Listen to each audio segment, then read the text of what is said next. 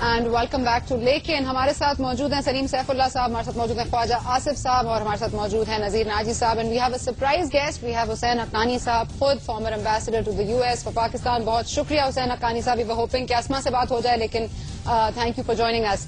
یہ بتائیے گا کہ یہ تو آپ دیکھ رہے ہیں کہ میڈیا ٹرائل تو آپ کا عرصے سے ہو رہا ہے. Of course now the main in question Mansoor Ejaz, PMLN takes the matter to the Supreme Court. آپ کیا سمجھتے ہیں, فیئر ٹرائل ملے گا آپ کو؟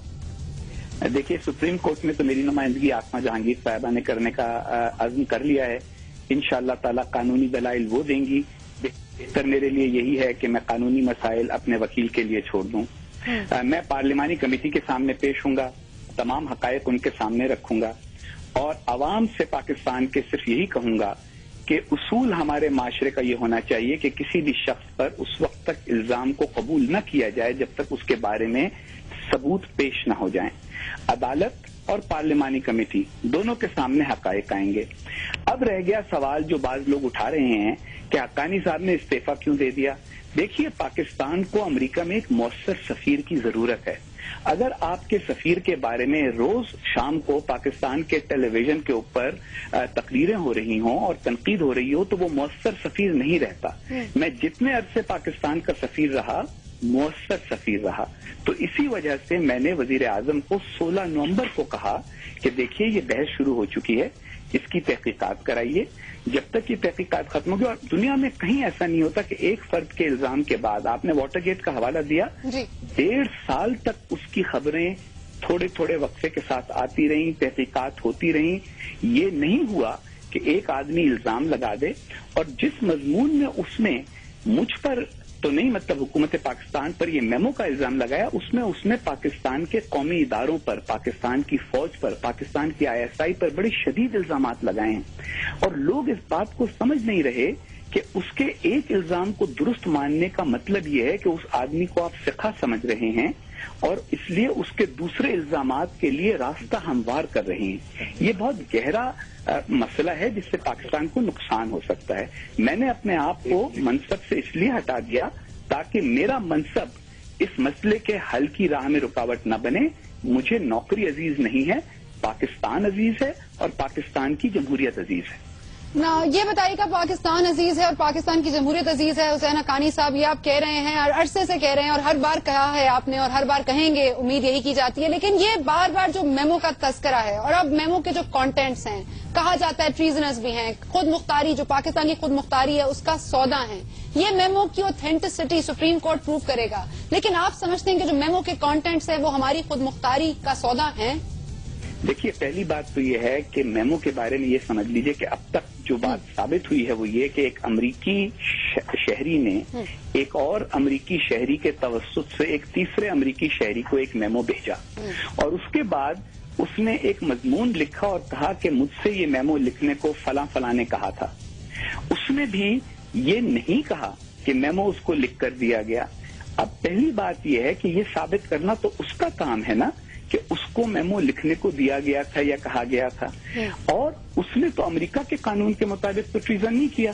لیکن اگر کوئی یہ کہے کہ ایک پاکستانی شہری نے یہ بات کہی کہ کوئی غیر ملک ملوث ہو پاکستان کے معاملات میں, تو اس میں ٹریزن تو نہیں ہے, لیکن یہ بہرحال ایک قابل اعتراض بات ہے. اور میں یہ یاد دلاؤں گا کہ آپ کو یاد ہوگا کہ 1999 میں ہمارے جو اس وقت کی حکومت تھی, منتخب حکومت تھی, اس کے بعد افراد امریکہ گئے تھے اور وہ ریکارڈ پر موجود ہے, کتابیں اس پر لکھی ہوئی ہیں.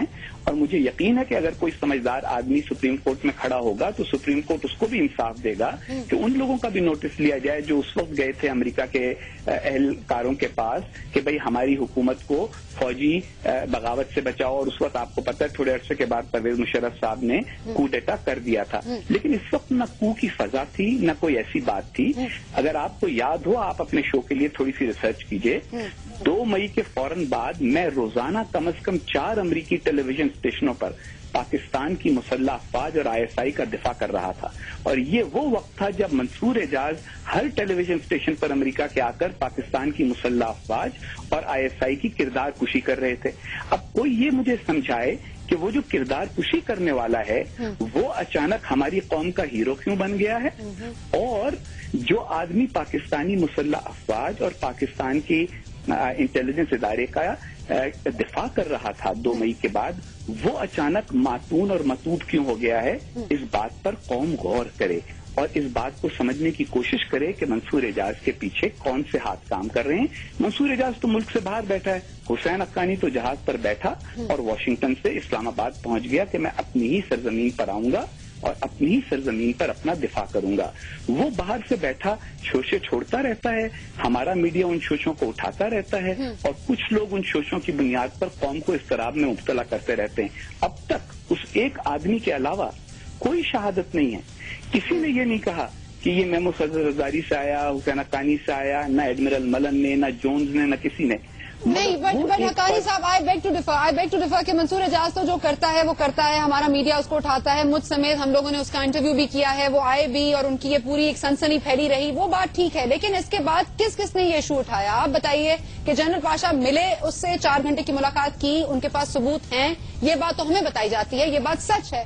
عمران خان صاحب 30 اکتوبر نہیں، حقانی صاحب نہیں، اور یہ جو عمران خان صاحب نے بات کی 30 اکتوبر کو آپ کا نام لے کے اتنا بلیٹنٹلی، آپ یہ بتائیے گا سب کو پتا تھا کہ کون سا نام ہے جس کو انسینویٹ کر رہے ہیں منصور اعجاز صاحب، لیکن کسی نے نہیں لیا۔